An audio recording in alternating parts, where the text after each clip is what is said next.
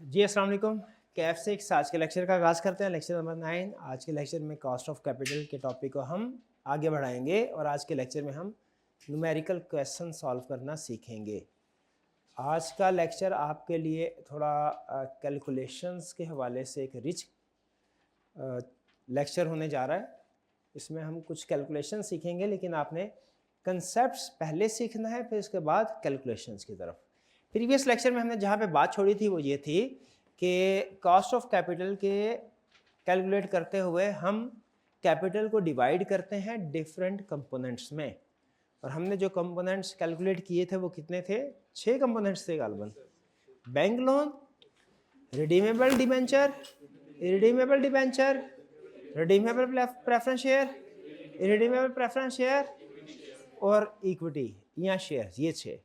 इनमें जो redeemable preference share या रिडीमेबल डिबेंचर्स हैं, इनमें समटाइम एक कंसेप्ट आता है कन्वर्टिबल का, ख़ास तौर पे बॉन्ड्स के केस में, डिबेंचर के केस में कन्वर्टिबल बॉन्ड्स, जिसमें हम ये देखते हैं कि कुछ अरसे के बाद आपके पास ऑप्शंस होती है कि जब बॉन्ड मैच्योर हो जाए, उनका पीरियड कंप्लीट हो जाए, चाहे आप उन्हें कैश में कन्वर्ट करवा के प्रीमियम या डिस्काउंट जो भी है वो पैसे ले लें, या चाहे तो उसके बदले में शेयर्स ले लीजिए।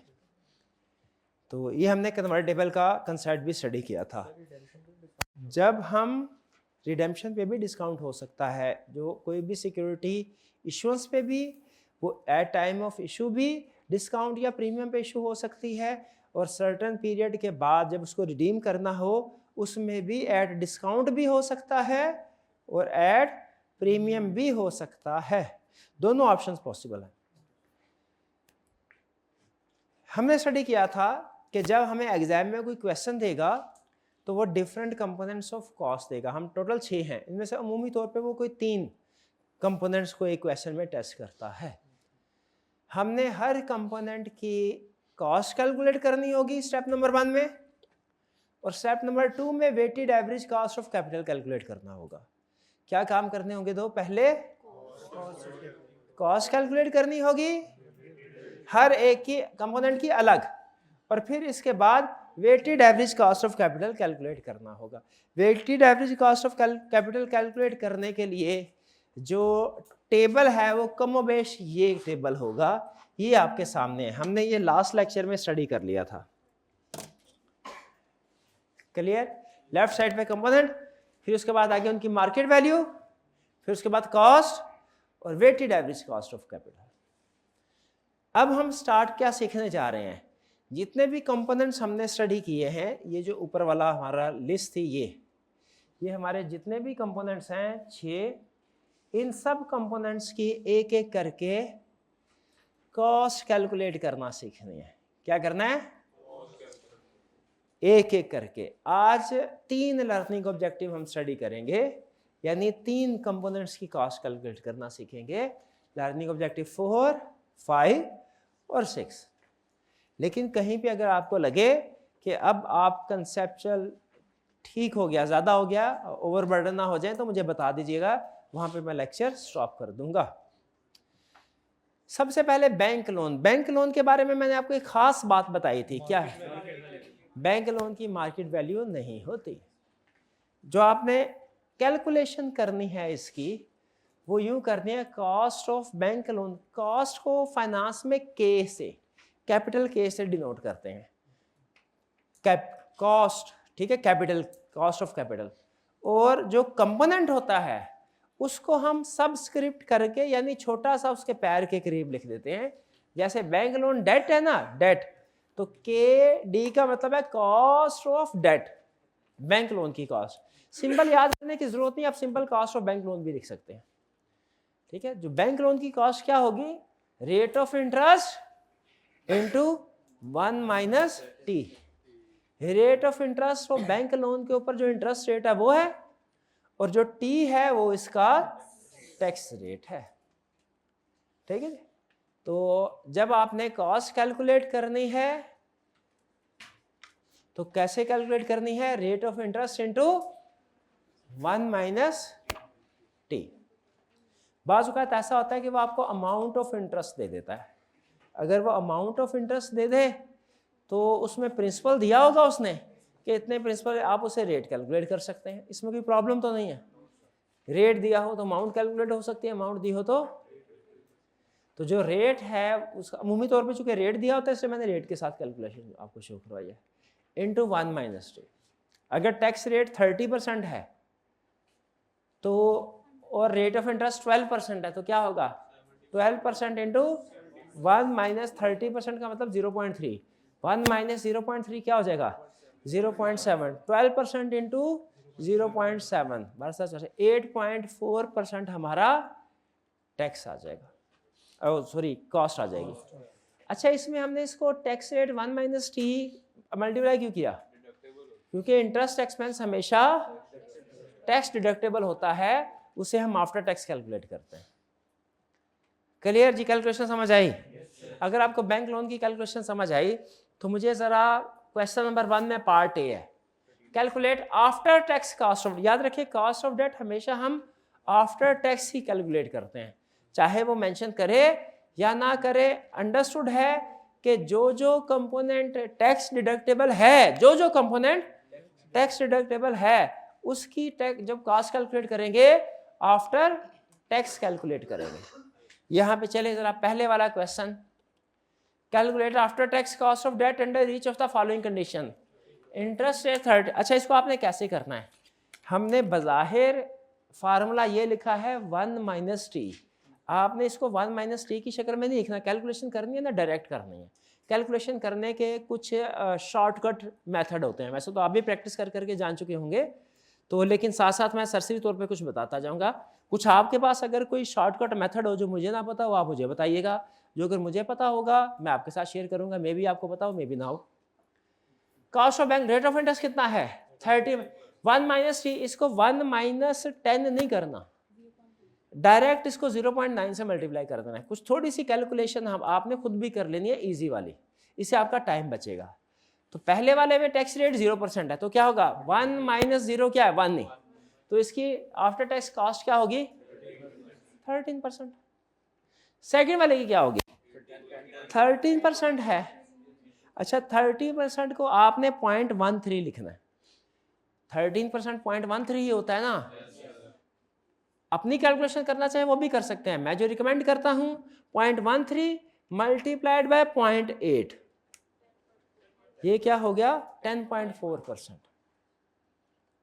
समझ रहे हैं कैसे कैलकुलेट कर रहे हैं? ठीक है, बजाय ये कि 1 - 20% लिखें, वो थोड़ा ज्यादा हो जाएगा, डिटेल हो जाएगा। वर्किंग रिक्वायर्ड है एग्जाम में, लेकिन डिटेल वर्किंग रिक्वायर्ड नहीं है।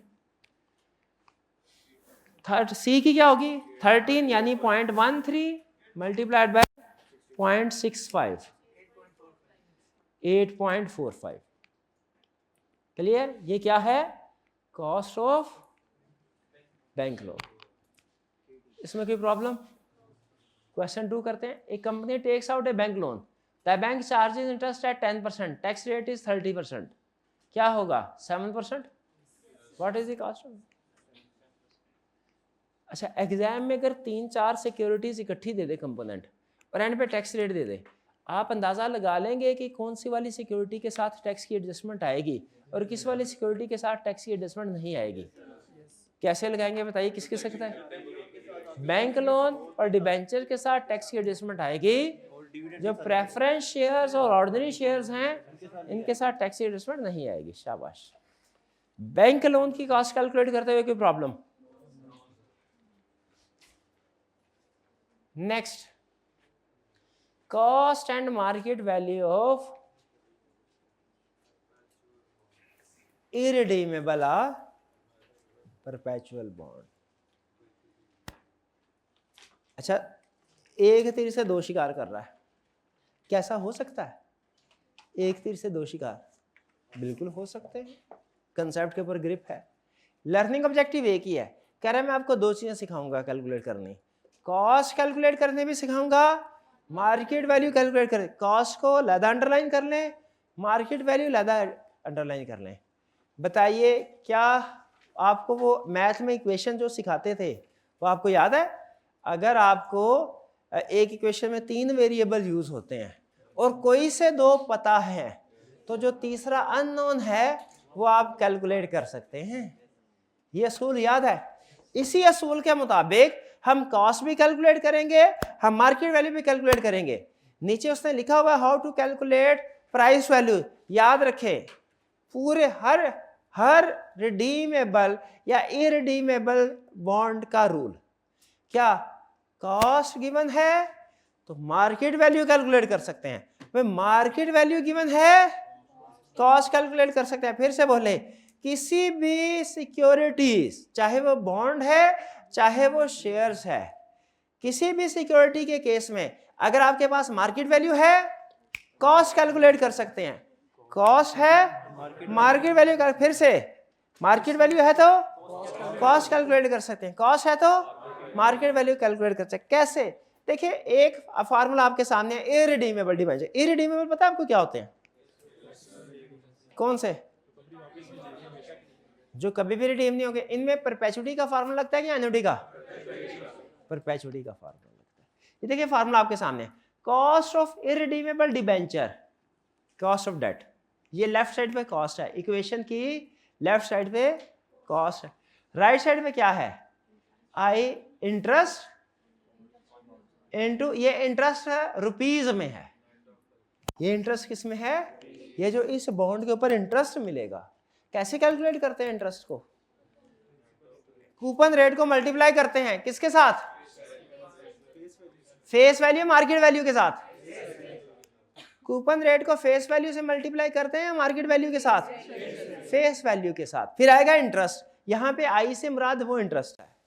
Coupon rate into coupon rate into market value तो प्राइस है, वो तो ये रही डिवाइडेड बाय, तो इंटरेस्ट इंटू 1 माइनस टी का मतलब क्या? वही 1 minus tax divided by price of debenture. Price या मार्केट वैल्यू एक ही बात है, प्राइस और मार्केट वैल्यू, लेकिन प्राइस और कॉस्ट एक ही बात नहीं है। ना ना ना ना ना, मार्केट वैल्यू और कॉस्ट एक ही बात नहीं है।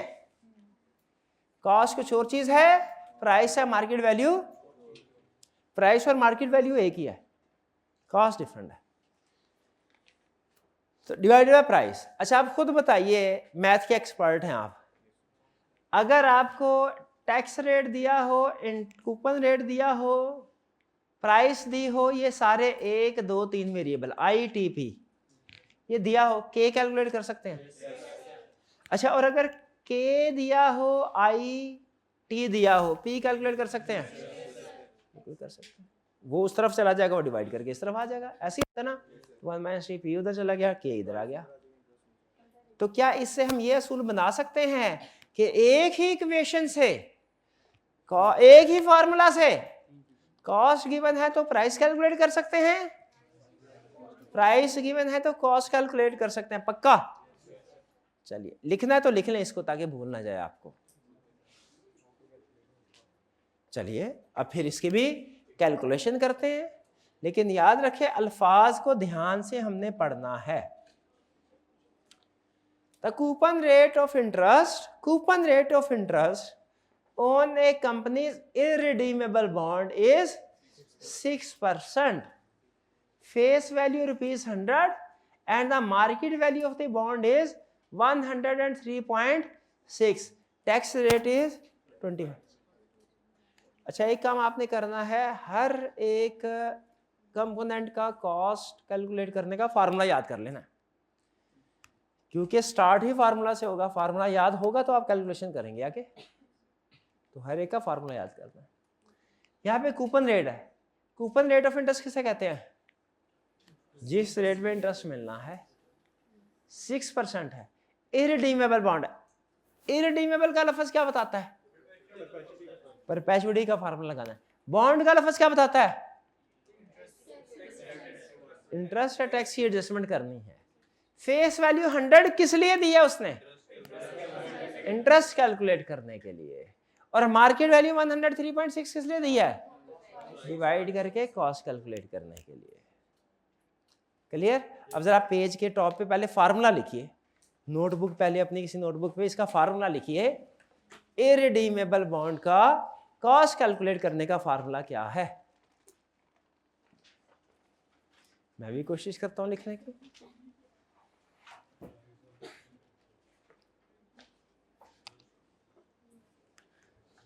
फार्मूला था कोई, cost of debt is equal to interest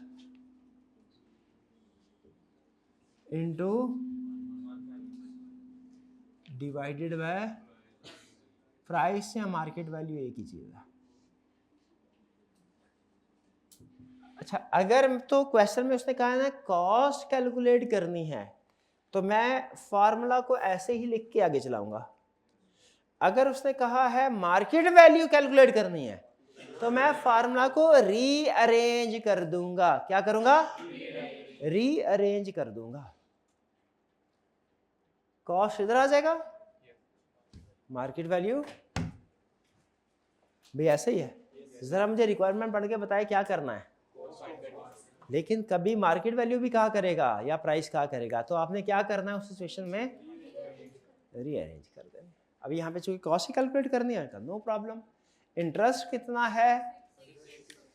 6% into 100, 6% into 100 into 6%, 6 calculation कर लेंगे कि कर दूं? कर लेंगे। 6 ये आ गया, 6 इंटू 1 माइनस, ठीक है 20%, 0.8 नहीं है, 75 है, 0. डिवाइडेड बाय मार्केट वैल्यू क्या है? 103.6, इतना ही है। चलिए 43%, खुदा का खौफ करे, 43% कैसे? 43% रेट में अभी तो पाकिस्तान में नहीं इतना रेट पहुंचा। अच्छा, इससे हमें एक अहम कंसेप्ट समझ में आया कि अगर फिगर गलती से ऑकवर्ड आ गई ना, हमें फौरन पता चल जाएगा, क्योंकि हमें पता है इंटरेस्ट रेट पाकिस्तान में आजकल क्या चल रहा है, 20% के लगभग। तो 20% के लगभग आया, कोई 10 से लेके 25 तक तो वो चलेगा।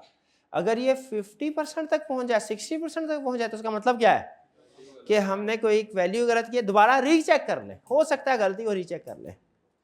तो मैंने 6 इंटू 0.75 डिवाइडेड बाय 103.6, ये आया 4.34%। भाई यही वैसे आपका, और ये आफ्टर टैक्स है। यहां तक कोई प्रॉब्लम? अच्छा, अब सुने, सारे क्वेश्चन के फैक्ट सेम। एज्यूम करना है आपने कि प्राइस नहीं दी हुई, उसकी बजाय कॉस्ट दी हुई है 4.34%। 4.34% कैलकुलेट करें।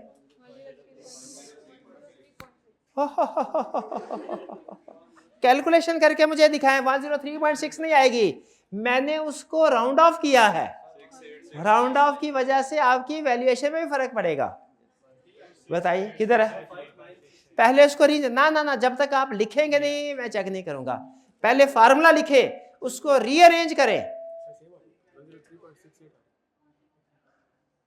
ठीक है, ठीक है, पहले फार्मूला लिखें फिर रीअरेंज करें। साबित क्या करवाना है आपको? नहीं भाई, ऐसे करना ना, कैलकुलेटर पे नहीं। कैलकुलेटर में मसला, जब तक काम ठीक हो जाता है ना, वो ठीक चलता रहता है। जहां पे गलती हो जाए पता नहीं चलता फिर किस स्टेप में गलती हुई थी। तो अभी सीख रहे हैं ना, अभी डायरेक्ट नहीं करना काम। किधर किसी स्टूडेंट ने नोटबुक पे लिखा है फार्मूला लिख के रीअरेंज करके, फार्मूला लिखा है रीअरेंज किया है, शाबाश दिखाएं। ये आगे करें, पास कीजिएगा। आपने लिखा है जी कॉस्ट उधर आ गई, रीअरेंज किया, प्राइस इधर आ गई, कॉस्ट इधर आ गई, प्राइस उधर है, 6 है इंटू 0.75, ठीक है, डिवाइडेड बाय कॉस्ट, कॉस्ट क्या है 4.34, हाँ आंसर आया 103.69। 6 तकरीबन उतना ही है, क्योंकि हमने कॉस्ट भी तकरीबन उतनी ही ली थी। तभी फर्क समझ आ रहा है? शाबाश, ठीक है।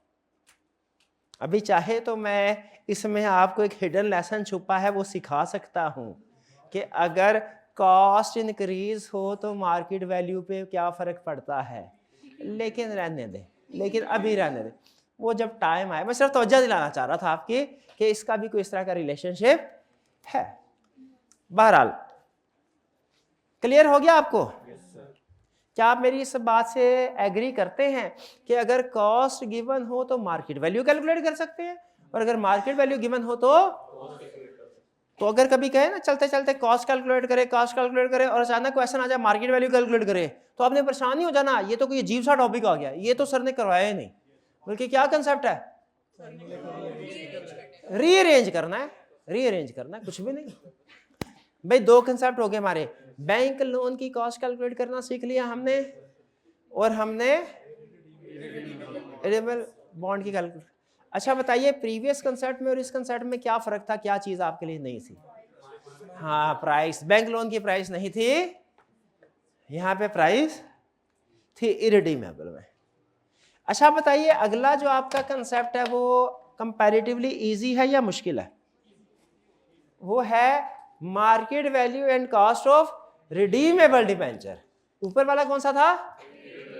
इरिडे। ये कौन सा है? रिडीमेबल। बताइए, ये आपके लिए मुश्किल होगा कि आसान? इसकी निस्बत मुश्किल। शाबाश, ये मुश्किल होगा उसकी निस्बत, कंपैरेटिवली मुश्किल है। क्यों? रीजन क्या है? क्योंकि उसमें परपेचुइटी का फार्मूला था, इसमें एन्युटी का फार्मूला है। एन्युटी का फार्मूले में थोड़ी कैलकुलेशन ज्यादा होती है। ये ऊपर करवा, इसका फ्लो ऊपर करवा दीजिए एसी का। एन्युटी के बंद कर दीजिए, बंद कर दें इसको, बंद कर दें। एन्युटी के फार्मूला में कैलकुलेशन ज्यादा होती है, परपेचुइटी के फार्मूला में सिंगल कैलकुलेशन होती है। ऐसा ही है ना? बस इतना को मुश्किल। यानी यूं कह लीजिए कि रिडीमेबल की कैलकुलेशन लेंथी है, मुश्किल नहीं है, लेंथी है। हर साल का कैश फ्लो, या अगर एन्युटी का फार्मूला आपको आता हो तो वो अप्लाई करना होता है। ठीक है जी, आगे चलते हैं। अब पहले इस कंसेप्ट को सीखते हैं। कहता है मार्केट वैल्यू कैसे कैलकुलेट करेंगे। कहता है मार्केट वैल्यू भी कह सकते हैं या प्राइस भी कह सकते हैं, एक ही बात है। मार्केट वैल्यू या प्राइस ऑफ एनी इंस्ट्रूमेंट, चाहे वो शेयर्स हो या डिबेंचर्स हो। बैंक लोन क्यों नहीं बोला उसने? बैंक लोन की मार्केट वैल्यू होती ही नहीं। कह रहा है market price of any instrument whether share और debenture is the present value of its cash flow. Finance का सबसे बड़ा असूल है ये। पूरी फाइनेंस, पूरी कैफ सीफैप सारी मिला के सबसे बड़ा असूल क्या है फाइनेंस का? किसी भी एसेट की मार्केट वैल्यू आज की क्या है, फ्यूचर में उससे जितने भी कैश फ्लोज मिलेंगे उनकी प्रेजेंट। ये दुनिया के हर एसेट की वैल्यू है।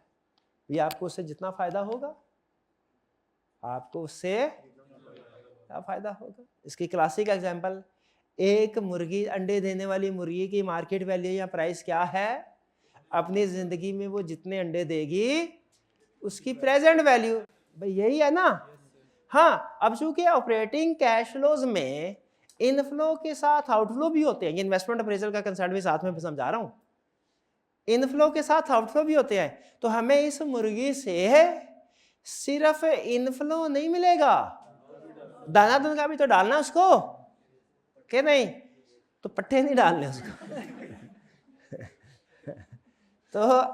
तो इनफ्लो और आउटफ्लो भी होगा ना, एक और कैश फ्लो होगा, एक और कैश फ्लो होगा।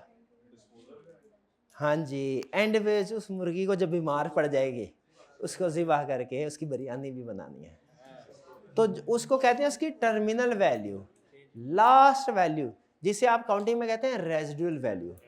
तो याद रखिए, एक होते हैं ऑपरेटिंग कैश फ्लोज जो हर साल चलने हैं, एक होती है रेजिडुअल वैल्यू। किसी भी एसेट या लायबिलिटी के कितने होते हैं कैश फ्लोज?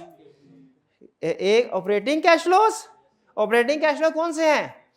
जो हर साल चलने हैं। वो इनफ्लो भी हो सकते हैं, आउटफ्लो भी हो सकते हैं, डिपेंड करता है, कभी सिर्फ इनफ्लो होते हैं, कभी सिर्फ आउटफ्लो होते हैं। ऑपरेटिंग कैश फ्लोज और टर्मिनल कैश फ्लोज, फर्क समझ आ रहा है दोनों में? तो कह रहा है किसी भी एसेट के दुनिया, खास तौर पे हम कॉस्ट ऑफ कैपिटल पढ़ रहे हैं तो शेयर्स और डिबेंचर्स है, इसके मार्केट वैल्यू क्या होगी, इसके जितने भी कैश, पहले कैश फ्लो बोलना, इसके जितने भी कैश फ्लोज हैं उनकी प्रेजेंट वैल्यू, क्योंकि जब क्वेश्चन कर रहे होंगे ना पहले कैश फ्लो कैलकुलेट करते हैं फिर उनकी प्रेजेंट वैल्यू कैलकुलेट करते हैं। तो याद करते हुए भी कैश फ्लो, जितने भी कैश फ्लोज हैं उनकी प्रेजेंट वैल्यू इसकी मार्केट वैल्यू होगी। एग्रीड? और कह रहा है कॉस्ट कैसे कैलकुलेट करेंगे, उसी फॉर्मूले से कॉस्ट भी कैलकुलेट। हर रिडीमेबल सिक्योरिटी की, हर रिडीमेबल सिक्योरिटी की कॉस्ट उसकी आईआरआर है। हर रिडीमेबल सिक्योरिटी की लिखे और बोल लें, हर रिडीमेबल सिक्योरिटी की कॉस्ट उसकी आईआर, फिर से बोले, हर रिडीमेबल सिक्योरिटी की कॉस्ट उसकी आईआरआर है। हर रिडीमेबल सिक्योरिटी की कॉस्ट उसकी आईआरआर है। हर रिडीमेबल सिक्योरिटी की कॉस्ट उसकी, बोलना भाई बोल रहे, मैंने भी रोजा रखा हुआ, बोल रहा ना फिर भी। हर रिडीमेबल सिक्योरिटी की कॉस्ट उसकी आईआरआर है। हर रिडीमेबल सिक्योरिटी की कॉस्ट उसकी आईआरआर है।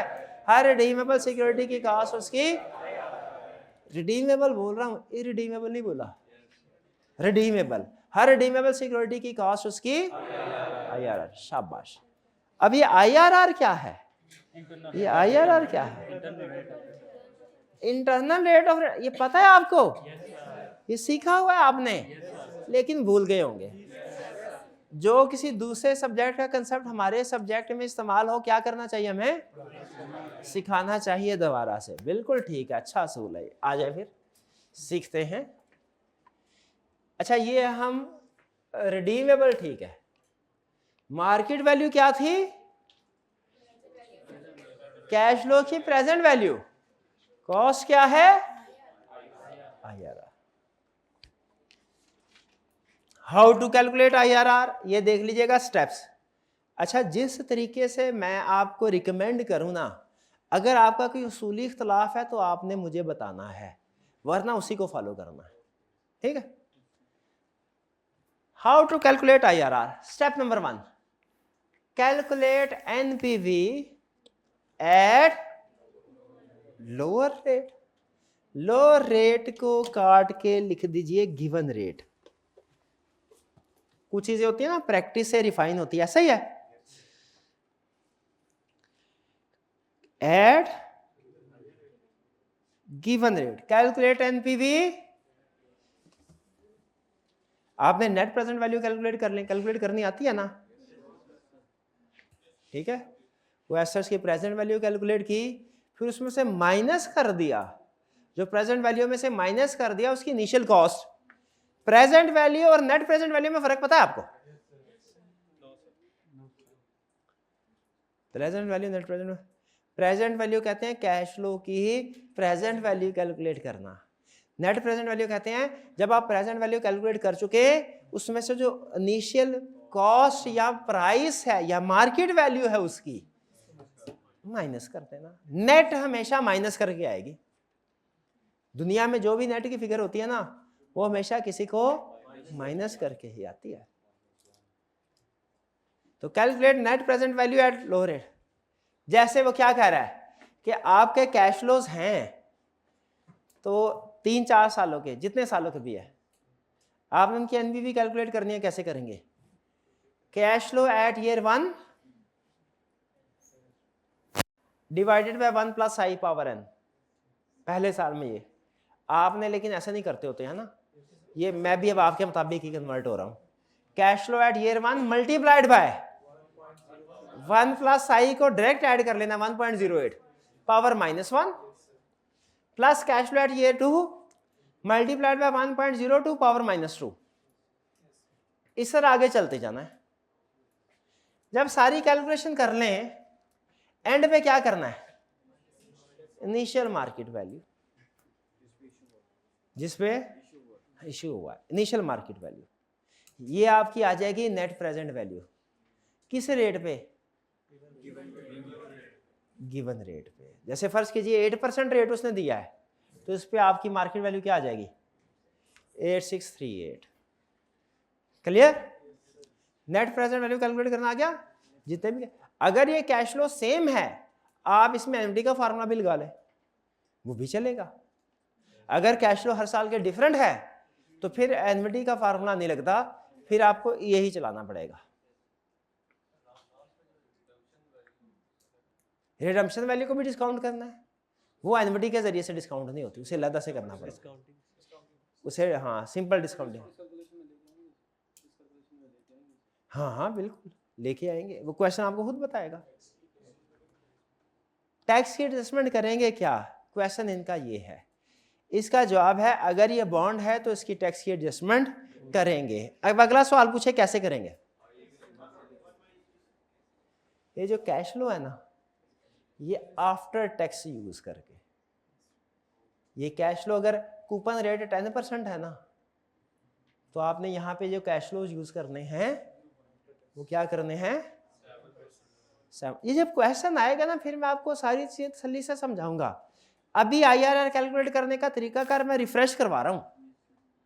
स्टेप नंबर 1 क्या करना है, गिवन रेट पे नेट प्रेजेंट वैल्यू कैलकुलेट। जैसे फॉर एग्जांपल गिवन रेट 8% था, उस पे फॉर एग्जांपल एनपीवीआई 8638, इसको 8638 ना समझे, यह है प्लस 8638, पॉजिटिव है, ठीक है। अच्छा जब पहले रेट से एनपीवी आ गई, अब आईआरआर के लिए तो आपको पता 2 रेट चाहिए होते हैं, दूसरे रेट पे भी एनपीवी कैलकुलेट करनी है। ये दूसरा रेट क्या होगा सुन लीजिए, ये डिपेंड करता है पहली एनपीवी पे। अगर पहली एनपीवी, अभी थोड़ी देर पहले आपने एक रूल निकाला था, इंटरेस्ट रेट बढ़ जाए एनपीवी कम हो जाती है, एनपीवी बढ़ जाए और इंटरेस्ट रेट कम हो जाए एनपीवी बढ़ जाती है। इनवर्स रिलेशनशिप, अभी किसी क्वेश्चन में बोला था ना आपने, इनवर्स रिलेशनशिप। अब देखें हमने जाना है 0 की तरफ, आईआरआर वही होती है ना जो एनपीवी को 0 कर देती है। 8% पे एनपीवी पॉजिटिव है, हमें 0 की तरफ जाना है, एनपीवी कम होनी चाहिए। एनपीवी क्या होनी चाहिए, इंटरेस्ट रेट क्या करेंगे, आपने जो दूसरा इंटरेस्ट रेट कैलकुलेट करना है वो इससे ज्यादा का करना है। पहला इंटरेस्ट रेट गिवन, दूसरा interest rate estimated, no problem no problem. सिर्फ 3 स्टेप्स आपने जहन में रखने हैं, ये इसके बाद जब हम कैलकुलेशन की तरफ जाएंगे ये क्लियर हो जाएंगे। पहले एनपीवी कैलकुलेट की गिवन रेट पे, दूसरा एनपीवी कैलकुलेट की एस्टिमेटेड। एस्टिमेट कैसे हुआ, अगर आपने एनपीवी पॉजिटिव आ गई ना आपकी पहले रेट से, तो दूसरा रेट आपने हायर लेना है, और अगर एनपीवी नेगेटिव आई दूसरा रेट लोअर लेना। फिर उसके बाद ये फार्मूला लगाना है कि इंटरपोलेट रिजल्ट कैसे, IRR is equal to lower rate plus NPV at lower rate divided by NPV at lower rate minus NPV at higher rate. इसको डिवाइड करने के बाद जो आंसर आएगा उसको मल्टीप्लाई करना है, यानी लोअर रेट ये अलग होगा और इस लोअर रेट में ये सारी कैलकुलेशन करके ऐड करनी है, ठीक है। इस सारी कैलकुलेशन में पहले ऊपर एनपीवी एट लोअर रेट, नीचे इन दोनों को नेट करके लिख देंगे और फिर आगे multiplied by difference in rate. जैसे लोअर रेट 8% है, दूसरा कौन सा था 12% था ना, दोनों में से लोअर रेट कौन सा है, plus NPV at lower rate. NPV at lower rate क्या है, और NPV at divided by NPV at lower rate कितना है, minus NPV at higher rate. और लेकिन ये अजीब बात हो गई, यहाँ ये माइनस है, ये इधर माइनस लिखा है इसने, ये प्लस कैसे हो गया, प्लस। ये अक्सर माइनस माइनस प्लस हो जाया करेगा। और डिफरेंस इन रेट कितना है, ये आ गया, जिसमें से मर्जी करे 4% डिफरेंस रफ, यानी वो उसमें माइनस प्लस नहीं करना, माइनस प्लस आपका इधर एडजस्ट हो गया। क्लियर? एनपीवी। इसके बाद कुछ चीजें आपको बता रहा है, tips. Lower discount rate will have, अगर डिस्काउंट रेट कम करते जाएंगे एनपीवी बढ़ती जाएगी। फिर दूसरा क्या कह रहा है, इफ ए रिडीम, ये एडवांस क्वेश्चन में आपके काम आएगा। दूसरा पॉइंट जी जी जी जी, मैं अभी ये सारी कैलकुलेशन मैंने शो करवानी है। अभी ये ना समझिए कि मैं आपको बता के आपके ऊपर कर रहा हूँ, ये भी क्वेश्चन हमने करना है, लेकिन पहले कंसेप्ट बिल्डिंग, फिर उसके बाद न्यूमेरिकल क्वेश्चन प्रैक्टिस। ठीक है भाई। इंटरेस्ट रेट, इनका क्वेश्चन ये है, इंटरेस्ट रेट कम होने से एनपीवी कैसे बढ़ती है, ऐसे ही है, यही कोई सवाल है? पक्की बात है, यही समझाना ना मैंने। अगर मुझे किसी प्रोजेक्ट में इन्वेस्टमेंट करूं, रेवेन्यू है 1 लाख, खर्चा हुआ 80,000 का, ठीक है। अब मुझे बताइए इसकी नेट प्रेजेंट वैल्यू क्या आई? 20,000, ऐसा ही है आफ्टर। हाँ जी, आप फर्ज कीजिए टैक्स 0, फर्ज कीजिए कि डिस्काउंटेड भी 0 है, क्योंकि डिस्काउंट करके भी वो पॉजिटिव रहेगी। जो एनपीवी पॉजिटिव है आपकी, वो डिस्काउंट करके भी, ठीक। अगर बैंक मेरा इंटरेस्ट रेट बढ़ा देता है, क्या करता है? मेरी कॉस्ट में इजाफा होगा, मेरे प्रोजेक्ट की प्रॉफिटेबिलिटी पे क्या फर्क पड़ेगा? एनपीवी क्या हो जाएगी? कम हो जाएगी। अब जैसे जैसे इंटरेस्ट रेट बढ़ता जाएगा, नेट प्रेजेंट वैल्यू क्या हो जाएगी? क्योंकि वो इंटरेस्ट रेट असल में मेरे प्रोजेक्ट की प्रॉफिटेबिलिटी को डिक्रीज कर रहा है। वो चूंकि एक तरह से आउटफ्लो है, कैश फ्लो है, तो उसकी वजह से मेरे प्रोजेक्ट की प्रॉफिटेबिलिटी कम हो रही है, मेरी एनपीवी भी कम होती जाएगी, कम होती जाएगी। और अगर इंटरेस्ट रेट कम होता जाएगा तो मेरे प्रोजेक्ट की प्रॉफिटेबिलिटी क्या होगी? बढ़ती जाएगी। कुछ बात समझ आई है? तो इसका मतलब है इंटरेस्ट रेट और एनपीवी का इनवर्स रिलेशनशिप होता है। क्लियर हुई ये बात? इसको लिख लीजिए, इंटरेस्ट रेट और एनपीवी का इनवर्स रिलेशनशिप होता है। अच्छा मुझे बताइए, आपसे छोटा सा क्वेश्चन पूछता हूं, इंटरेस्ट फ्री इकोनॉमी में ज्यादा कैपिटल प्रोजेक्ट्स लगेंगे कि इंटरेस्ट बेस्ड इकोनॉमी में? इंटरेस्ट फ्री इकोनॉमी में, क्योंकि अगर इंटरेस्ट बेस्ड इकोनॉमी में बहुत से प्रोजेक्ट इस वजह से हम नहीं चला सकते, क्योंकि अगर लोन लेते हैं उस पर इंटरेस्ट पे करना है, उसकी वजह से कॉस्ट बढ़ जाएगी, प्रोजेक्ट की प्रॉफिटेबिलिटी कम हो जाती है। इसीलिए इंटरेस्ट रेट का और एनपीवी का इनवर्स रिलेशनशिप है। चलिए जी वापस आते हैं। अभी ये सेकंड और थर्ड पॉइंट अभी मैं आपको नहीं बता रहा, क्योंकि मुझे लग रहा है आप कैलकुलेशन ज़्यादा कम्प्लेक्स हो रही है। मैं इसकी एग्जांपल की तरफ आ रहा हूँ, ये मुझे कल याद कराइएगा, कल आपको एक्सप्लेन करूंगा मैं। आईआरआर कैलकुलेट करना हमने सीख लिया 3 स्टेप्स में, पहले गिवन रेट पे, फिर अदर रेट पे, फिर उसके बाद फार्मूला याद हो गया आपको। अब आइए कैलकुलेशन करते हैं कन्वर्टेबल बॉन्ड। कन्वर्टेबल बॉन्ड आपको पता है कि हमने क्या करना है, इसमें जो लास्ट वैल्यू होगी वो हायर ऑफ रिडेम्पशन वैल्यू और कन्वर्जन वैल्यू लेनी है। एग्रीड? आ जाए फिर अब क्वेश्चन पे। क्वेश्चन 4, पहले इसको पढ़ते हैं। ए कंपनी हैज इशूड 12% बॉन्ड्स। अच्छा ये बॉन्ड्स के साथ जो 12% लिखा होता है, इसका मतलब क्या होता है? ये इसका कूपन रेट है। इसके साथ लिख रहे, चाहे किसी भी बॉन्ड के साथ लिखा 12% डिबेंचर, कूपन रेट नहीं बोलना। रेट कई तरह के हैं, कूपन रेट है, उसके बाद टैक्स रेट है, फिर उसके बाद डिस्काउंट रेट है, ठीक है। रेट कई तरह, पूरा कूपन रेट। फेस वैल्यू कितनी है इसकी? Debt are due to be redeemed at a premium of 5% in 4 years time, ठीक, 4 साल बाद। इसका मतलब है इसका टेन्योर कितना हुआ? 4 साल। The tax rate is 20% and the post tax cost of debt is 8%। Calculate total market value of bond. पहले तो नोट कीजिए, उसने क्या हमें कॉस्ट ऑफ डेट दी हुई है? कॉस्ट ऑफ डेट दी हुई है, तो फिर कैलकुलेट क्या करो? हम तो कॉस्ट ही तो कैलकुलेट करते हैं। जब कॉस्ट उसने खुद से दे दी, कैलकुलेट क्या कर रहे हैं हम? Market value. शाबाश। कॉस्ट गिवन हो, मार्केट वैल्यू कैलकुलेट कर सकते हैं। अच्छा, अगर रिक्वायरमेंट में होता कॉस्ट कैलकुलेट करो, तो इंफॉर्मेशन में उसने क्या दिया होता? Market value. तो ये कोई नया क्वेश्चन बन गया या कॉस्ट ऑफ कैपिटल का ही क्वेश्चन है? ये मार्केट वैल्यू वाले कंसेप्ट को उसने कॉस्ट ऑफ कैपिटल में क्यों ऐड किया है?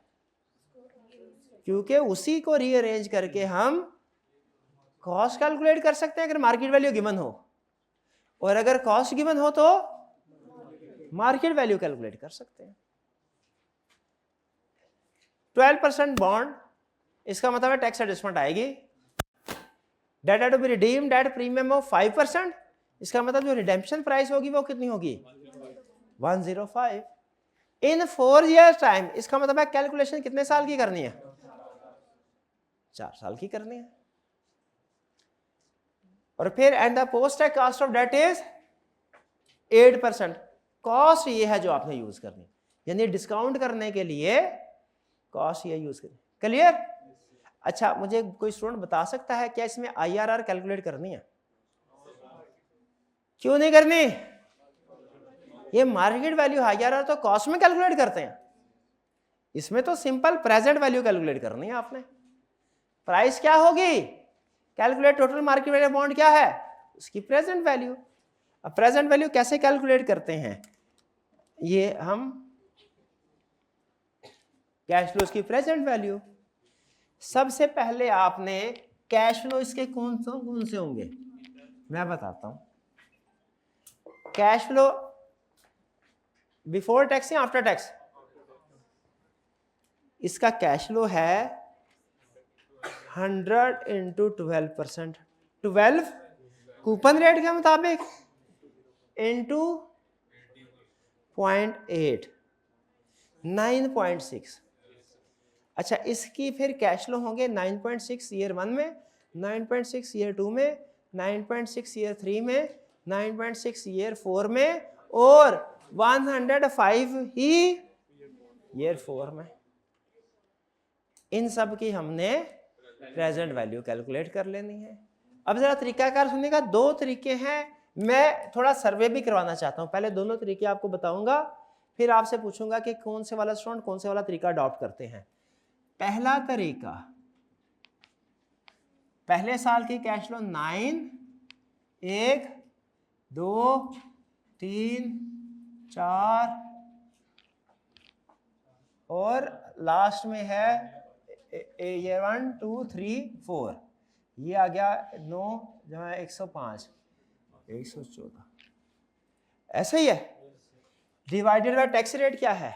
सॉरी, ये tax 8%, discount rate 1.08 power multiply करके करना था, भूल गए। 1.08 पावर -1, 1.08 पावर -2, 1.08 पावर -3, 114 इंटू 1.08,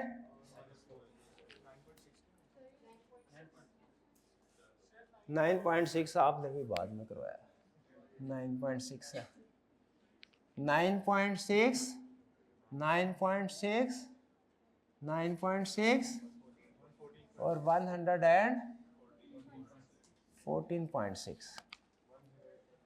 एक तरीकाकार ये है। दूसरा तरीकाकार कौन सा है? एन्युटी का। एन्युटी में क्या करते हैं? R into 1 minus 1/1 plus I power N over I, ये एन्युटी हो गई, प्लस 105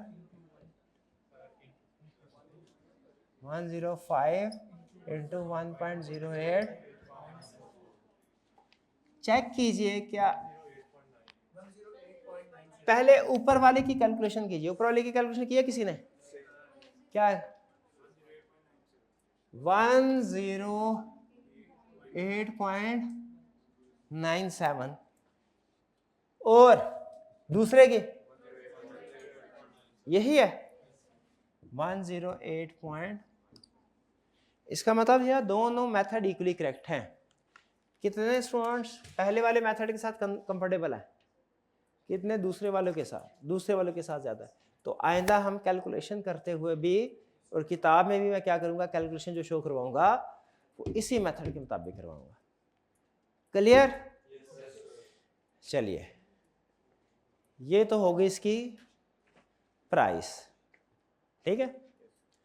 अब आप घर जाके जब ये क्वेश्चन करें ना, उसके बाद नेक्स्ट स्टेप आपने क्या करना है, प्राइस. हाँ, प्राइस से पता चल गई. अब आपने अज्यूम करना है कि आपको कॉस्ट नहीं पता. उसने जो 8% कॉस्ट दी है, प्राइस पता है, कॉस्ट नहीं पता. अब सारा क्वेश्चन यही रखना है आपने. Post tax cost of debt की बजाय आपने लिखना है मार्केट वैल्यू इज. ट्राई करके देखिएगा क्या आंसर आता है. अभी नहीं, फिलहाल अभी नहीं, घर जाके. यहां तक कर लिया. अभी क्या हमें मार्केट वैल्यू कैलकुलेट करना आ गई? मार्केट वैल्यू में याद रखे IRR नहीं आना.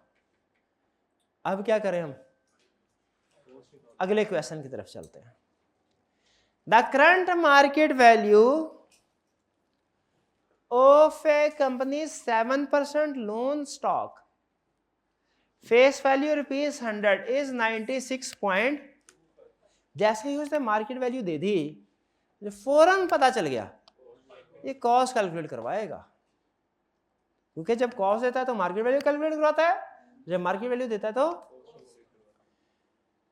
अच्छा, 7% क्या चीज है? Coupon rate.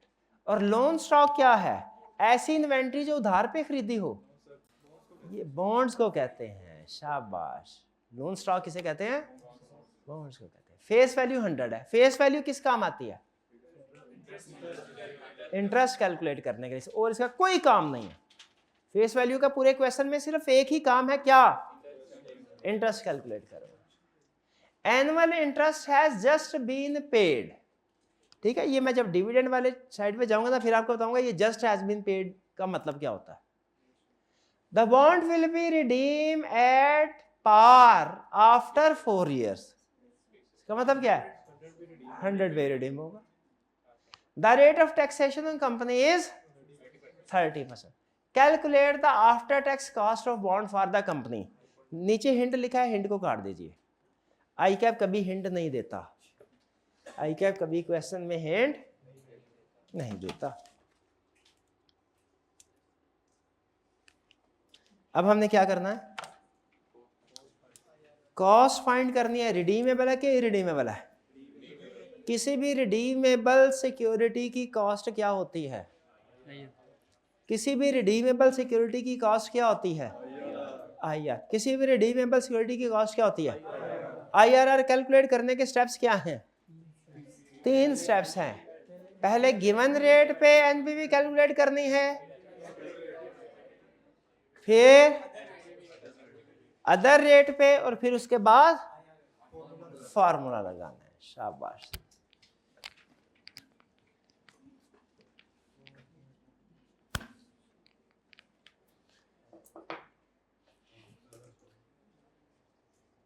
गिवन रेट क्या है? 7%. चलिए, अब हमने 4 years है, NPV कैलकुलेट करनी है. Step 1, NPV at given rate, जो कि क्या है? NPV at the rate of 7%. अब कैश फ्लो कैलकुलेट करें. 7%, 7 है. क्या टैक्स की एडजस्टमेंट आएगी? क्या आएगी? 30%. 7 into 7 49. 4.9% है. कैश फ्लो कितना आएगा? 4.9. हाँ, 4.9. तो ये 4.9, इसके कैश फ्लो की स्ट्रीम क्या बनेगी?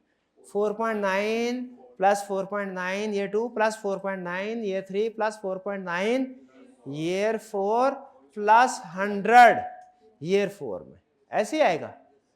हम एनएमटी के जरिए से कर रहे हैं ना, एनएमटी के जरिए से करना है ना, तो एनएमटी के जरिए क्या होगा? 4.9 are into 1 minus 1 over 1 plus I have 1.07 minus 4 divided by 0.07 plus 100 into 1.07। देखिए यही है, आपने साथ चलना है मेरे, कैलकुलेशन करें। ये कैलकुलेशन समझ आई है आपको? पक्की बात, कोई कहीं कोई कंफ्यूजन हो फौरन आपने रुक के पूछना है। अच्छा आप ये कैलकुलेशन कीजिए, कैलकुलेटर है आपके पास? ये जरा मुझे कैलकुलेट करके दिखाइएगा एनपी। अच्छा ये है हमारी प्रेजेंट वैल्यू, ये क्या है भाई? नेट तो तब होगी जब कोई चीज लेस करेंगे। लेस किसे करना है? ये मार्केट वैल्यू आज की है के साल बाद की है? इसको कोई डिस्काउंट करना है? ये है आज की वैल्यू।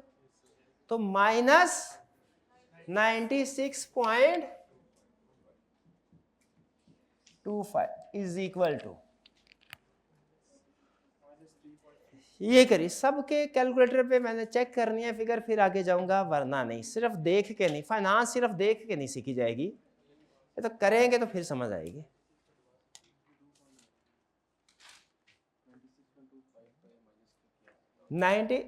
प्रेजेंट वैल्यू को नेट प्रेजेंट वैल्यू में कन्वर्ट करने के लिए, नेट प्रेजेंट वैल्यू है present value of cash flow minus जो आज उसकी कीमत अदा कर रहे हैं वो। जैसे होता है ना नेट प्रॉफिट, कैसे आता है? सेल्स में से एक्सपेंसिव माइनस, वो सारे आपने इनफ्लो तो ऐड कर ली है, तो इनफ्लो आएंगे कैसे? कोई पैसा खर्च करेंगे तो इनफ्लो आएंगे ना। तो इसीलिए प्रेजेंट वैल्यू के साथ इनिशियल मार्केट वैल्यू जितने का बॉन्ड आज मिल रहा है वो लेस करेंगे तो फिर नेट प्रेजेंट वैल्यू आएगी।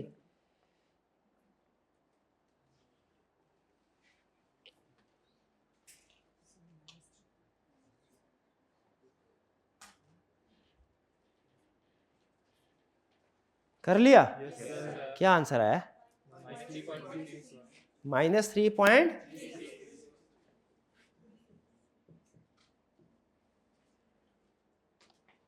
अब क्या करना है? अब रेट्स, दूसरा रेट लेना है।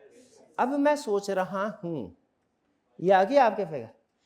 अब मुझे बताइए, मुझे दूसरा रेट लेना है 7% से कम लेना है कि 7% से ज्यादा?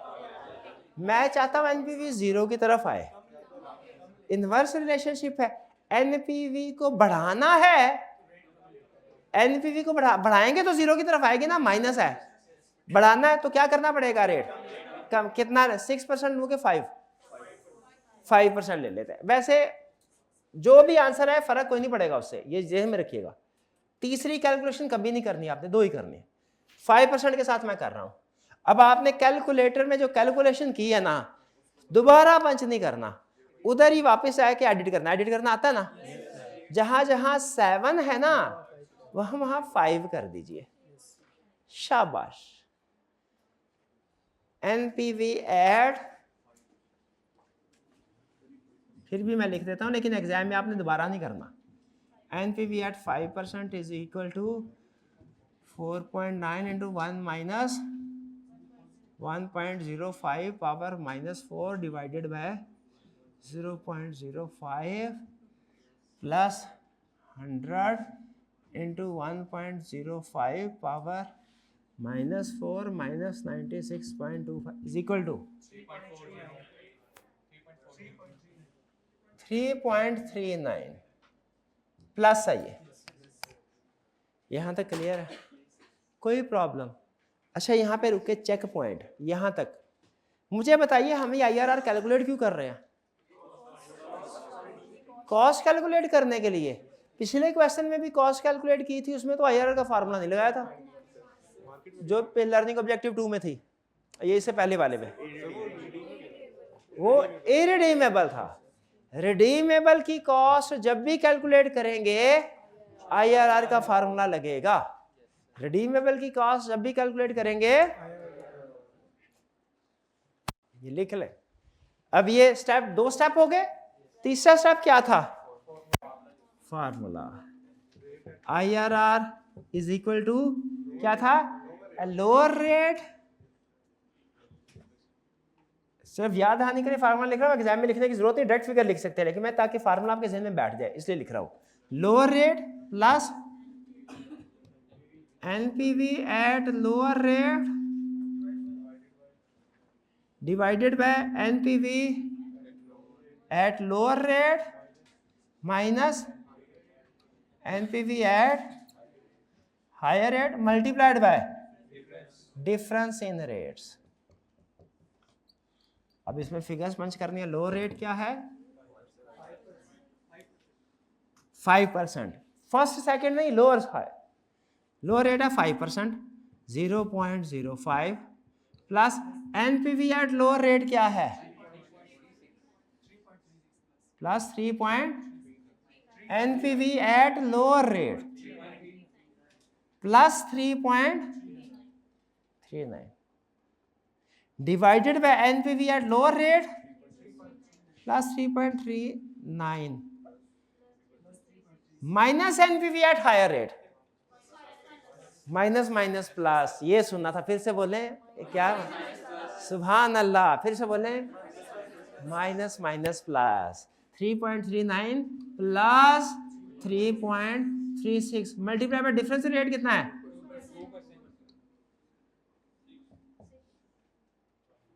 एग्जैक्ट 6 है, 6.004। ये लीजिए 0.06 यानी कि 6% है आपके आईआरआर। जी जी, इसका एक मिनट पहले ये समझ आ गया आपको? कोई प्रॉब्लम? भाई कह रहे हैं आईआरआर कैलकुलेट करने का शॉर्टकट है वो, ये रेट कैलकुलेट करने का शॉर्ट क्या मेरा भाई? अच्छा उसी में लिखा हो? नहीं नहीं, वो मैंने अभी नहीं बताना, वो लिखा हुआ उसके अंदर ही, मैं लिख के भूल गया हूँ शायद। नहीं नहीं, ऐसी बात नहीं है, वो अभी नहीं बताना, उसका एक रूल है। कौन सी वाली की बात कर रहे हैं आप?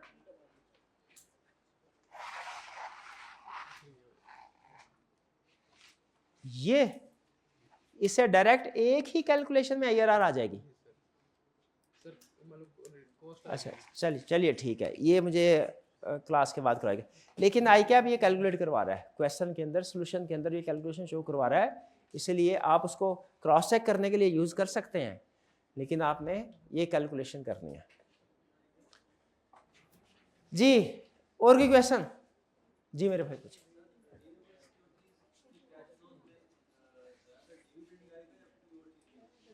रिडीमेबल सिक्योरिटीज के कैश फ्लो में क्या आएगा? कोई भी सिक्योरिटी के कैश फ्लो में 2 चीजें आती हैं, एक ऑपरेटिंग कैश फ्लो जो हर साल आता है, और दूसरा टर्मिनल वैल्यू जो एंड पे आती है, वो चाहे डिबेंचर हो चाहे शेयर्स हो। अगर शेयर्स हैं तो आपको हर साल डिविडेंड मिलेगा, और एंड पे जो भी उसकी वैल्यू होगी वो अमूमी तौर पे चूंकि रिडीमेबल नहीं होते, प्रेफरेंस शेयर की बात कर रहा हूं, प्रेफरेंस शेयर है, हर साल का डिविडेंड मिलेगा, और एंड पे क्या होगा? उसकी रिडेम्पशन वैल्यू मिलेगी। बॉन्ड है, हर साल इंटरेस्ट मिलेगा, एंड पे क्या होगा? रिडेम्पशन वैल्यू मिलेगी। तो ये सिर्फ 2 ही कैश फ्लो होते हैं, एक हर साल एनुअल जिसे ऑपरेटिंग कैश फ्लो कहते हैं, और एंड पे उसकी रिडेम्पशन वैल्यू। शेयर ये कन्वर्जन के केस में कन्वर्जन वैल्यू आ जाएगी ना, रिडेम्पशन वैल्यू, और कन्वर्जन वैल्यू का हायर वो आ जाएगी वैल्यू।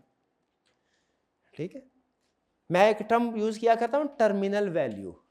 टर्मिनल वैल्यू असल में किसी भी सिक्योरिटी की जो लास्ट वैल्यू होती है ना, जब उसका टाइम पीरियड खत्म हो जाता है, उस वैल्यू को बोलते हैं।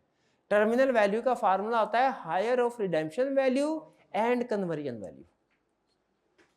ठीक है, तो आप कंफ्यूज ना हो जाएगा, कभी सर टर्मिनल वैल्यू बोलते हैं, कभी रिडेम्पशन वैल्यू, कभी कन्वर्जन वैल्यू। ठीक है, कंप्लीट कंसेप्ट क्या है? एंड पे टर्मिनल वैल्यू आएगी और टर्मिनल वैल्यू क्या है? Higher of redemption value and conversion value. इसमें कोई प्रॉब्लम? अच्छा, नेक्स्ट क्वेश्चन 6 पढ़ते हैं और आपने मुझे बताना है कि ये कैसे फर्क है। The current market value of company 7% convertible debenture. Current market value उसने दे दिया, मार्केट वैल्यू दे दी तो मुझे पक्का हो गया क्या? कॉस्ट कैलकुलेट कर। Current market value of company 7% convertible debenture. अब कन्वर्टेबल बोल दिया उसने, पहले रिडीमेबल में कन्वर्टेबल में फर्क समझ आ रहा है? अब इसमें दो कैलकुलेशंस होंगी। 7% क्या है?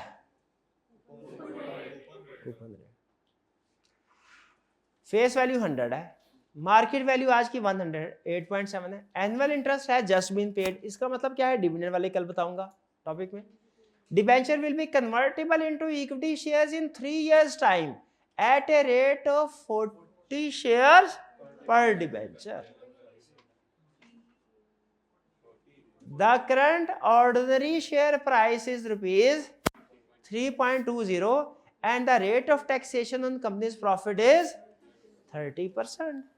अब देखिए उसने इसकी रिडेम्पशन वैल्यू नहीं बताई हुई, रिडेम्पशन वैल्यू उसने देखे नहीं बताई हुई, तो क्या लेंगे रिडेम्पशन वैल्यू? 100 रिडेम्पशन वैल्यू क्या है? 100, यानी जब उसने कुछ नहीं बताया तो रिडीमेबल एट पार है। इसमें हमने कॉस्ट कैलकुलेट करनी है। रिडीमेबल, कन्वर्टेबल भी रिडीमेबल ही है, कन्वर्टेबल भी रिडीमेबल, रिडीम हो रहा। क्या फार्मूला होगा इसका? IRR। इसमें और पिछले क्वेश्चन में क्या फर्क है? कन्वर्टेबल है, उसने एक एडिशनल कैलकुलेशन हमें दे दी शेयर्स की मार्केट वैल्यू कन्वर्जन पे। अब इसके कैश फ्लोज क्या होंगे? 7 इंटू 70%, 4.9, ऊपर भी 4.9 था, 4.9, लेकिन ये 3 साल है, ये 4.9 ईयर 1 में, 4.9 ईयर 2 में, 4.9 ईयर 3 में, और ईयर 3 में ही 100 टर्मिनल वैल्यू आएगी। टर्मिनल वैल्यू क्या है? रिडेम्पशन वैल्यू और conversion value whichever is higher. Redemption value कितनी है? 100। कन्वर्जन वैल्यू कितनी है?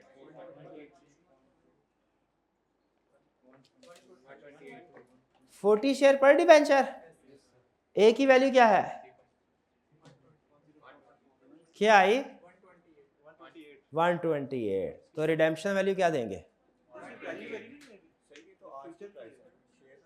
नहीं, एक मिनट मैं इसकी तरफ आता हूं। अभी इसकी वैल्यू क्या लेंगे हम? फिर से सुन लें, इसको हम करवा देते हैं, लेकिन पहले बताए कंसेप्ट समझ आ गया? एंड पे जो टर्मिनल वैल्यू लेनी है वो कौन सी? Higher value of redemption value और कन्वर्जन वैल्यू। अगेन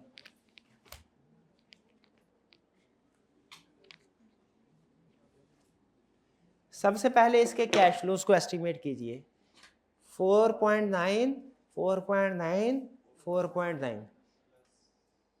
अब टर्मिनल वैल्यू कैलकुलेट करनी है। जैसे हम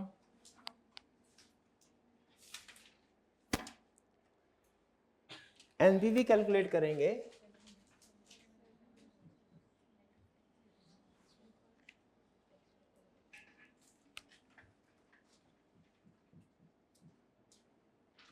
किस रेट पे कैलकुलेट करनी चाहिए? स्टेप नंबर 1, पहले तो डिसाइड कर लें कि IRR का फार्मूला लगेगा भी कि नहीं। कैसे पता चला लगेगा? रिडीमेबल सिक्योरिटी है, उसकी कॉस्ट कैलकुलेट करनी। अगर मार्केट वैल्यू कैलकुलेट करनी होती ना, फिर IRR का फार्मूला ना लगता, फिर एक ही कैलकुलेशन में मार्केट वैल्यू आ जाती।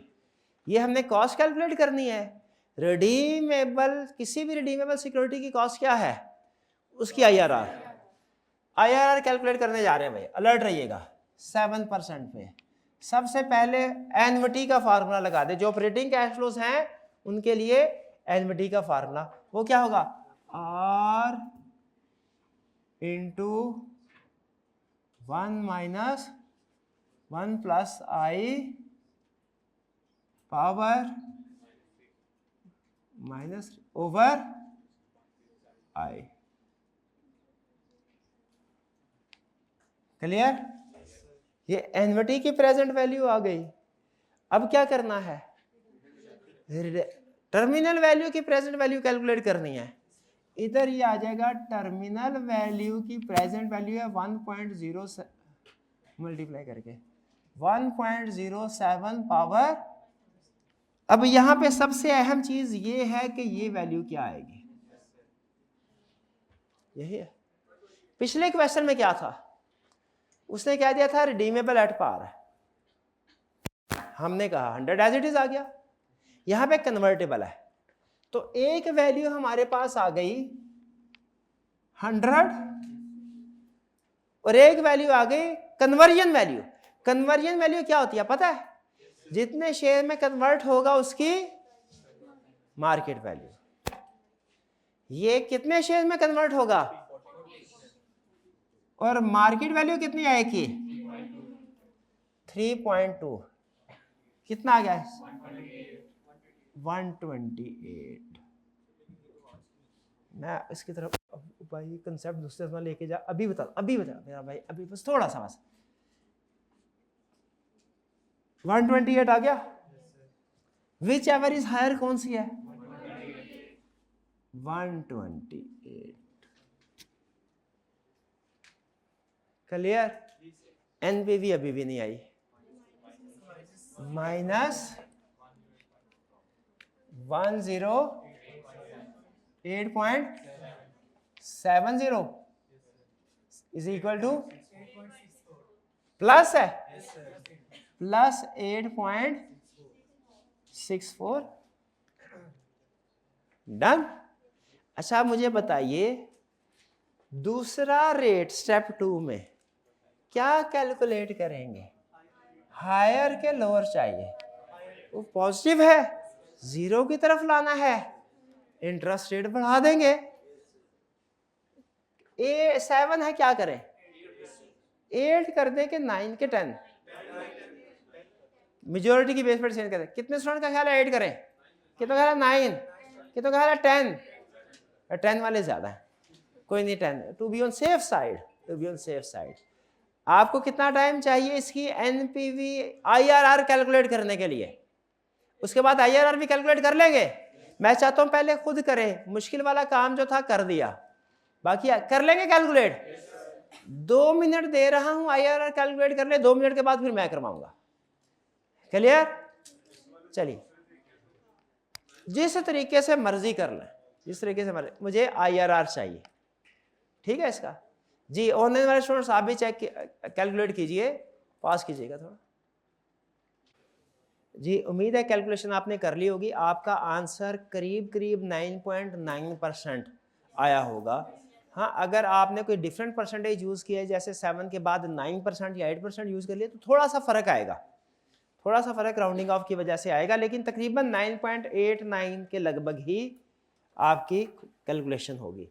आइए स्टेप 2 इसको क्वेश्चन को कंप्लीट करते हैं। बहरहाल एनपीवी एट 10% कैलकुलेट कर रहे हैं, एट 10%। क्या होगा फार्मूला, सारा सेम कैलकुलेटर पे आपने सिर्फ उसको 7 को 10 कर लेना है। 4.9 into 1 minus 1.1 power -3 divided by 0.10 plus 128 into 1.1 power -3 -10, price same रहेगी, इज इक्वल टू क्या आया -0.345 0.35। अब क्या करना है फार्मूला एनपीवी, क्या आईआरआर का फार्मूला क्या होता है, lower rate plus NPV at lower rate divided by NPV at lower rate minus at higher rate multiplied by difference in rates. Figures put करते हैं। लो रेट हमारे पास कौन सा है 0.07 plus NPV at lower rate divided by NPV at lower rate minus plus plus कैसे आया minus minus plus शाबाश plus 0.35 multiply by difference in rate 3% है 9.88%। ये है आपका रेट। क्लियर? इसमें दो ट्विस्ट सुन लीजिए, अहम, एडवांस क्वेश्चन के लिए बहुत अहम। पहले यहां तक कैलकुलेशन में कोई प्रॉब्लम है तो पूछ ले। अब ट्विस्ट सुन लीजिए। पहला ट्विस्ट, ये भाई ने क्वेश्चन के दौरान में भी 2 दफा हाईलाइट किया था, बिल्कुल सही हाईलाइट किया आपने। इन्होंने कहा ये कि सर ये जो शेयर प्राइस है ना, यह है करंट। हम कैलकुलेशन कर रहे हैं शेयर प्राइस की ईयर 3 में,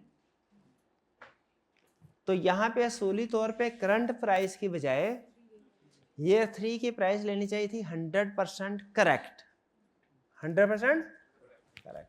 लेकिन चूंकि क्वेश्चन में उसने ईयर 3 की प्राइस दी नहीं है, हम एज्यूम कर रहे हैं कि सेम प्राइस रहेगी। आईकैप ने एक दफा कॉस्ट ऑफ कैपिटल का ही एक क्वेश्चन दिया, उसके अंदर आईकैप ने करंट प्राइस दी, फिर उसके बाद उसने ग्रोथ रेट बता दिया कि हर साल ग्रोथ रेट इतना होगा, जैसे से फॉर एग्जांपल 5%। तो हमने क्या किया भला, 3.2 को मल्टीप्लाई किया 1.05 पावर 3 से, ये हमारे पास ईयर 3 की वैल्यू आ गई। उसको फिर कंपेयर किया, वो हमारी कन्वर्जन वैल्यू के लिए यूज हुई यहां पे लेके, और उसूली तौर पे ऐसा ही होना चाहिए, यही ठीक है। यहां पे क्यों नहीं किया, ग्रोथ रेट दिया ही नहीं हुआ। ये बात समझ आ गई। दूसरी और बहुत अहम, लेकिन मैं सोच रहा हूं कहीं आप कॉम्प्लेक्स ना हो जाए। अभी तक सारी चीजें समझ आ रही है? घर जाके आपने यही क्वेश्चन रिपीट करने हैं सारे, तीनों लर्निंग ऑब्जेक्टिव के छोटे क्वेश्चन जो L4, 5, 6, इन तीनों के एंड के जो क्वेश्चन है रिपीट करने हैं। रिपीट से भी लर्निंग होती है। नहीं, आपको ये बात नहीं पता। आप समझते क्वेश्चन कर लिया, रिपीट करना टाइम ज़ाया होगा, मुझे पता है। ये रिपीट करने से टाइम ज़ाया नहीं होता, तो रिपीट करना लाजमी। फिर इसके बाद आपको अदर क्वेश्चन की तरफ लेके चलेंगे। दूसरी चीज जो बताना चाह रहा हूं वो ये, इसमें रिडीम कब हो रहा था, 3 साल बाद। कन्वर्ट कब हो रहा था, रिडीम कब हो रहा था, कन्वर्ट कब हो रहा था। हमेशा ऐसा हो जरूरी नहीं। रिडम्पशन का नहीं लिखा, इसका मतलब वही इसका रिडीम पीरियड है। सम टाइम ऐसा होगा, कहेगा कि 5 साल बाद रिडीम होगा, लेकिन कन्वर्ट करवाना है 3 साल बाद कन्वर्ट करवा सकते हैं, है ना जी बात। रिडेम्पशन पीरियड और कन्वर्जन पीरियड डिफरेंट होगा। इस केस में क्या करना है मैं नहीं बता रहा, आज बताना भी नहीं है, सिर्फ आपको ये पॉइंट आपके जहन में रख रहा हूं आज, उसके बाद लेक्चर खत्म। के बाज़ औक़ात रिडेम्पशन पीरियड और कन्वर्जन पीरियड सेम नहीं होता। जब सेम नहीं होगा तो फिर आप ये झटका कैलकुलेशन करके क्वेश्चन सॉल्व नहीं कर सकेंगे कि whichever is higher, whichever is higher. ये कैलकुलेशन नहीं कर सकेंगे, विच एवर इज हायर। क्यों नहीं कर सकेंगे, टाइमलाइन डिफरेंट है। आपको उन दोनों की इंटायर वैल्यू कैलकुलेट करनी पड़ेगी, फिर क्वेश्चन सॉल्व होगा। लेकिन अभी उस तरफ नहीं जाना आपने, फिलहाल सिर्फ यहां तक रहना है। कंक्लूड करते हैं। मुझे बताइए आज के लेक्चर में हमने क्या सीखा। आज के लेक्चर में क्विक राउंड अप, आज के लेक्चर में हमने तीन कंपोनेंट की कॉस्ट कैलकुलेट करना सीखी। Number 1 bank loan, number 2 redeemable irredeemable bond, number 3 redeemable bond. Redeemable में पहले हमने विदाउट कन्वर्जन सीखा, फिर विद कन्वर्जन सीखा। बैंक लोन में कॉस्ट कैसे कैलकुलेट होगी, इंटरेस्ट रेट इनटू 1 - t। और इरिडीमेबल बॉन्ड में कॉस्ट कैसे कैलकुलेट होगी? Interest into 1 minus T divided by market value. और इंटरेस्ट तो कैलकुलेट करना है वो फेस वैल्यू कूपन रेट के हिसाब से करना है और आफ्टर टैक्स डिस्काउंट। जो रिडीमेबल बॉन्ड है, अहम कहानी तो इसमें थी, इसकी कॉस्ट कैसे कैलकुलेट करनी है? इसकी आईआरआर का फार्मूला क्लियर है आपको? पहले गिवन रेट, फिर लोअर या हायर रेट, जो भी आंसर आता है उसके मुताबिक, फिर सिंपल फार्मूला। आईआरआर क्लियर है? हाँ, इसमें ट्विस्ट तब आता है जब वो कहता है कि ये कन्वर्टेबल है। जब कन्वर्टेबल बॉन्ड हो तो फिर आपने क्या करना है? रिडेम्पशन वैल्यू और conversion value whichever is higher. ठीक है, और एंड पे एक लाइन लिख दीजिएगा कि अगर कॉस्ट गिवन है तो मार्केट वैल्यू कैलकुलेट कर सकते हैं, अगर मार्केट वैल्यू गिवन है तो कॉस्ट कैलकुलेट कर सकते हैं। क्लियर जी? ये हमने आज के कंसेप्ट्स थे जो सीखे। घर जाके दोबारा इसको रीड करना है, क्वेश्चन लाजमी प्रैक्टिस करने हैं। प्रैक्टिस से ग्रिप स्ट्रांग होती है। कंसेप्ट यही है आपके, लेकिन आपकी ग्रिप अभी वीक है।